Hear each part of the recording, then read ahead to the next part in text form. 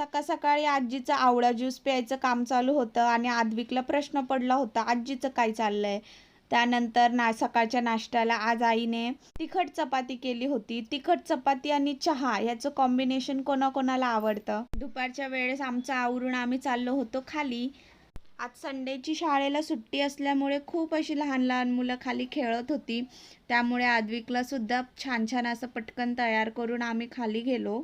खालून खेळून आल्यावर आद्विक थोड्या वेळ झोपला होता आणि नंतर मी दुपारचं पटकन असं जेवण करून घेतलं.